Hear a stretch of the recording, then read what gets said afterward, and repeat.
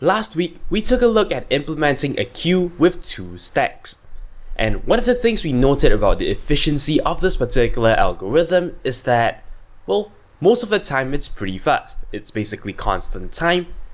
But at certain points of time, things suddenly get very slow. This sort of behavior actually comes up from time to time in computer science, when you're working with certain data structures. So of course the question is there a better way to actually think about the time complexity of such algorithms? In this episode, that's exactly what we're gonna do. We're gonna take a look at a technique called Amortized Analysis that actually gives us a better measurement of this quantity. More on this after the break.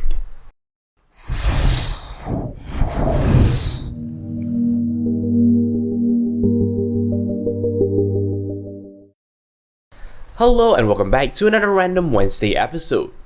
Now, first and foremost, I do have to let you know that, this particular episode covers a slightly more advanced concept in time complexity analysis. So if you're not very familiar with things like the big O notation, then you should check out an earlier series I have made. It more or less covers all these concepts in terms of, asymptotic notations. In fact, that's what it's called. So yeah, if you want to have a more complete picture, do check out that playlist.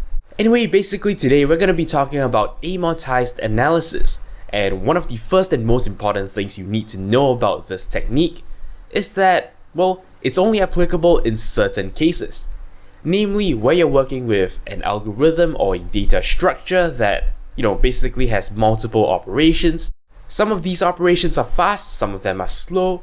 And the idea is we want to look at a whole bunch of operations at once and basically see what all these operations together tell us about, a general sort of average operation on this data structure. There are actually 3 different ways to perform amortized analysis, and today what we're going to do is we're going to scrape the surface of each. So we're going to briefly look at each, all in the context of the same example, and hopefully we'll paint, a rough picture of how these techniques actually work. So yeah, without further ado, let's jump in first to the example and then to actually applying amortized analysis. One of the classic examples used to demonstrate amortized time complexity is a dynamic array data structure. Now, here's how this works. Imagine we have a small array, and the idea is that we want to insert an unknown number of items into this array. Of course, eventually, the array gets full, and the strategy used by this algorithm is that we are to create a new array that is double the size, and to actually move everything across. This, of course, as you can imagine, is a slow process, which is why this is such a good candidate for discussing amortized time complexity. Of course, this doesn't just happen once. When we next fill up the array, we're going to have to do the same thing again. This step, of course, is also very expensive because we're copying even more items across now. Here's the deal. At face value, analyzing the time complexity of this gives us wildly inconclusive results. When I'm actually inserting an item that doesn't trigger an array expansion, well, that's basically instantaneous. That is a definite or1 operation. However, when I actually do trigger an array expansion, well, we're moving n items from one array to another, making this step an O(n) step. So what really is the time complexity of a general operation on this data structure? That is the question that amortized time complexity tries to answer for us. Now, let's sort of actually step back and take a look at when these expansions happen. What that means is, for each one of these little grey boxes, we are doing 1 unit of work. However, when we encounter one of these red boxes, well, we're doing quite a lot of extra work on top of, the normal insertion. We can also observe that every time this happens, it happens half as often, but it does twice as much work. And perhaps intuitively, you can sort of get the idea that these 2 things sort of cancel out and is somehow constant in effect.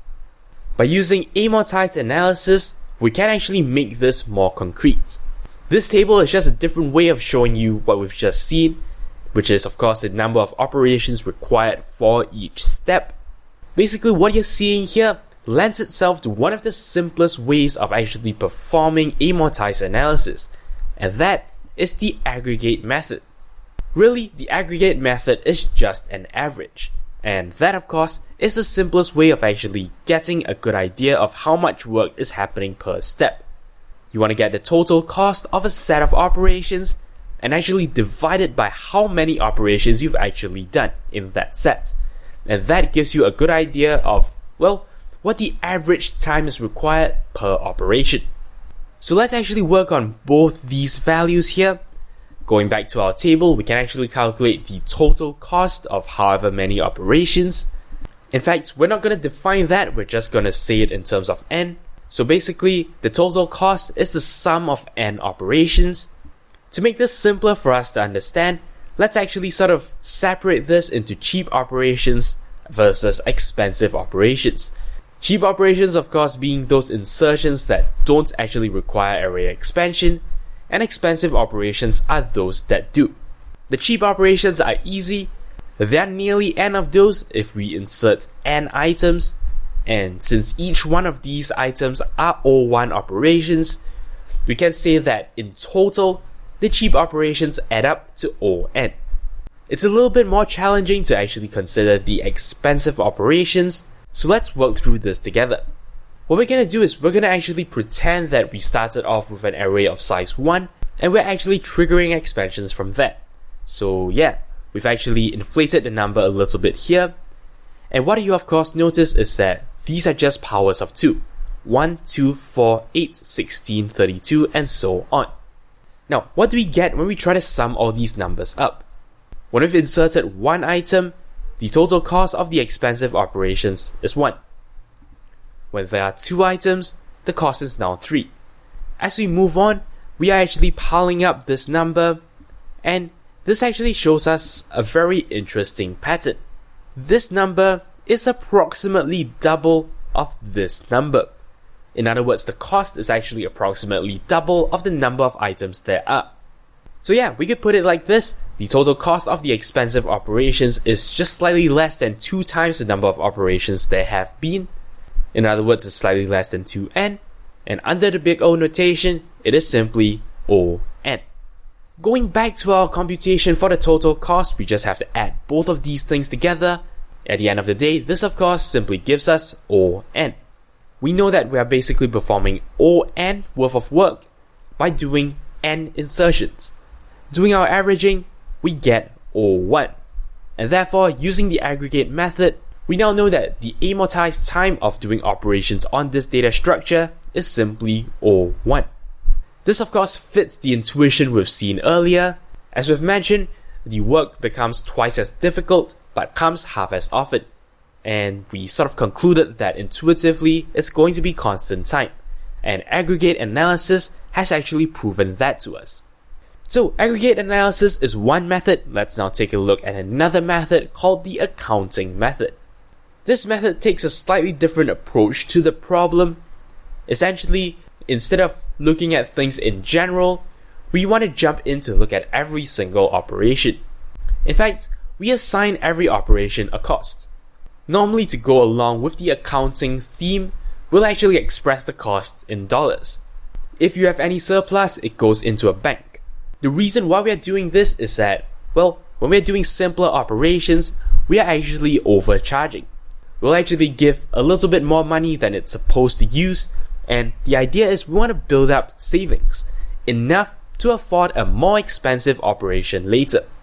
And of course, again, to align ourselves with the accounting theme, the bank balance must always be 0 or greater. We don't want to be in debt. That's the whole idea. So, let's actually go back to our dynamic array. The solution for the dynamic array is to actually charge 3 units or $3 per operation. So we're going to visualize it like this. We're going to start off with a bank of $0. Every time we insert an item, we're going to charge 3 units. Now, 1 unit is used immediately for the insertion, so we have 2 units of surplus sitting around. So yeah, we now have some healthy savings, but unfortunately, the array is now full, and we have to perform an expansion. All we have to do is to actually use up the money we have saved up to actually move the items to the new array. So in fact, the expansion step costs nothing. We have not assigned any money to this because we just have to tap upon our savings.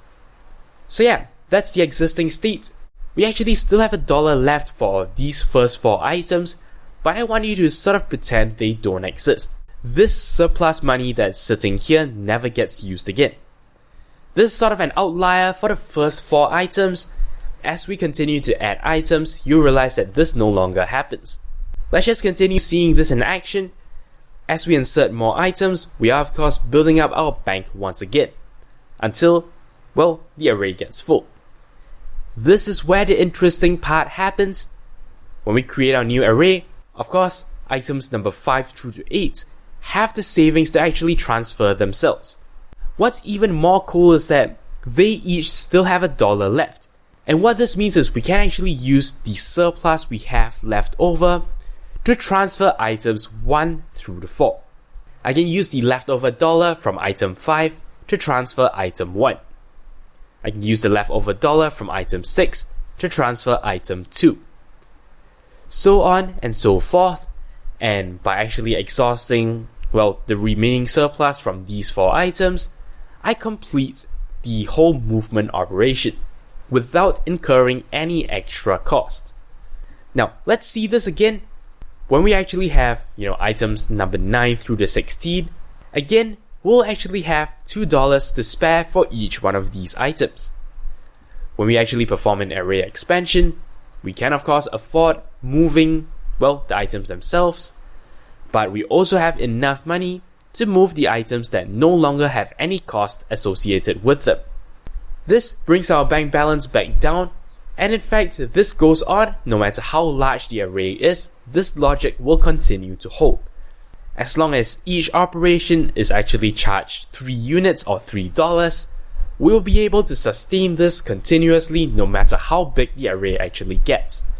Since we now know that every operation has a constant cost of 3, the amortized time resolves itself to O1, or constant time per operation. So yeah, that is how the accounting method works. Let's move on to our last method, namely the potential method. Now, conceptually, this is exactly the same as the accounting method. For each operation, we want to give a little bit more. This results in a stored surplus, and this surplus can then be used to pay for the more expensive operations later on. The difference is this method is more like physics, and we think of things as stored potentials that is sort of analogous to the bank in the accounting method. We are also bounded by the same limitation, and that is we should never actually end up with a negative potential. The key difference between this method and the accounting method is that the bank balance is no longer state dependent. For the accounting method, to know how much money is left in the bank at any point, we'll actually have to start from the very beginning and work our way towards that particular point. The potential method actually makes use of a function, in other words a little equation, and we can actually use that to derive the potential of any state. Let's see how this works. Essentially, we're using the symbol phi to represent the potential of state h. So h actually refers to a particular state in a data structure. So of course, the difficult part is to actually find a potential function that can represent, the amount of potential at any state. In the case of the dynamic array, this is the actual function. N is the number of items we have inserted so far, and size refers to the actual size of the array, including the actual elements in the array that haven't been filled yet. Now, in all the examples up to this point, we've actually started with an array of size 4, but what we're going to do is, this actually assumes we start from size 1 instead. So yeah, let's actually, work with things this way instead of starting from size 4. It's not going to be hugely different. When there is one item, we will have to actually expand to size 2. Therefore, our potential of 2 times n minus size gives us 0. That's great, that's fine, that's not a problem. Again, when we have 2 items, the array would have resized itself to size 4. Our formula again gives us 0. When we have 3 items, we do actually have a little bit of spare potential. However, when we add yet another item, well, the size has increased and we get a potential of 0 again. So yeah, by just taking double the number of items in the array minus the actual size of the array, we'll get a potential that is 0 or greater at all times. As mentioned, of course, the cool thing about this is that we can actually check the potential at any point. For example, if we're now at item number 384, well, no problem, we can simply insert that into this formula. 2 times 384 minus the size, which of course we know that the closest larger power of 2 is 512. This tells us that there is this much potential left. Now, in order to actually calculate the amortized time of the ith operation, in other words hi, we'll actually do something that looks like this. Now, I know this is a little bit complicated, but essentially what you have here is a potential difference. The potential of the current step minus the potential of the previous step. That is of course how we get a difference between any two values, really. The amortized time of operation I is to actually add the cost of that operation to that potential difference. I know this is a little confusing, but once we put it in action, it will be okay. Of course, we know that our potential function is 2n minus size, so of course, we can simply use this to calculate the general case amortized time. Now here's the deal. We need to know that our potential function actually behaves in two different ways. There is the normal case as well as the array expansion case. So what we're going to do is we're going to look at them separately. So let's assume that we're talking about a normal case here, no array expansion. Let's actually insert all these numbers and see what it works out to. So we start by actually substituting the potential function of the current step and the potential function of the previous step. Don't be too intimidated by this just comes from the potential function. And we've of course substituted I minus 1 for the previous step. Now, since this is a normal case, the cost of this operation is simply 1. We've just inserted one item, so no big deal. Let's do a little bit of algebra. Let's go ahead and expand the stuff inside here. Multiply in the negative sign, get rid of all the brackets, and what we notice is that nearly everything cancels out. The size cancels out since it's the same value, 2i cancels out, and what we're left with is 1 plus 2, or 3. So this in fact is giving us the exact same result as when we actually use the accounting method. Of course, we're not quite done yet, this is the normal case. Let's actually look at the expansion case. The cost is not just 1, we're actually going to have to do I plus 1 operations because insertion requires 1 operation and moving everything requires I operations since there were I items in the actual array. Substituting the actual potential function is a little bit tricky since of course the value of size is now different. Luckily, since we know we are at the array expansion case, we know that I is essentially the size. Before we perform the expansion, the size of the array is I. After we perform the expansion, the size of the array is 2i. So yeah, all that's left to do, since everything here is in terms of I and constants, well, we're just gonna get rid of all the brackets, put everything together, and guess what? All the coefficients of I cancel each other out. We end up again with just 3. So yeah, since there are only two cases, the expansion case and the non-expansion case, and they both give us 3 operations in amortized time, well, it's all 1. We can just conclude that per the potential method, any operation incurs an O1 amortized time.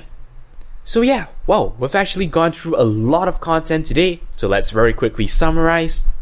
First of all, we have an aggregate method, which is like taking an average. Simply put, this method is taking a total cost divided by the number of operations that ended up incurring this cost. So yeah, in fact, this is one of the simpler ways. If you actually want to move on to more complex ways, you can use the potential or accounting methods. Conceptually, they're the same. We want to assign a cost to each operation. Cheaper operations are overcharged, which gives us a surplus, and expensive operations are paid for using that surplus. The difference between the accounting and potential methods is that the accounting method is actually operation dependent, whereas the potential method actually defines a formula that tells you the potential at any point of time. So you can think of this as the slightly more rigorous way of doing the same thing, while we end up with the same result, This method is more robust because it is operation independent. As a drawback, it is of course more mathematical. So there you go, that was amortized analysis. We've just taken a look at 3 different ways to actually perform amortized analysis, and we applied it to the most classic example, which is the dynamically resizing array. As mentioned, we've just scraped the surface today. Applying amortized analysis on, real hardcore data structures may be a lot more difficult. There may be a lot of, sort of staring at it and just waiting for the intuition to jump out at you. But the fundamentals remain the same. And hopefully what I've done for you today is I have painted, a rough picture of all these fundamentals. Anyway, that's all there is for this particular episode. I hope I've been a help. Thank you very much for watching, and until next time, you're watching 0612 TV. Thank you very much for watching. If you liked this video, consider checking out the rest of my work on my channel. Alternatively, you may be interested in a playlist of my earlier work on computing and computer science topics. If you'd like to show me some monetary support, I am on Patreon. You can find a link to my campaign in the video description. Of course, you can simply like this video or leave a comment. I'll be sure to respond as soon as I can. To keep in touch with my future uploads, do subscribe to this channel. And for even more updates, check out the official Twitter account for this channel at 0612TV. Thank you for your support.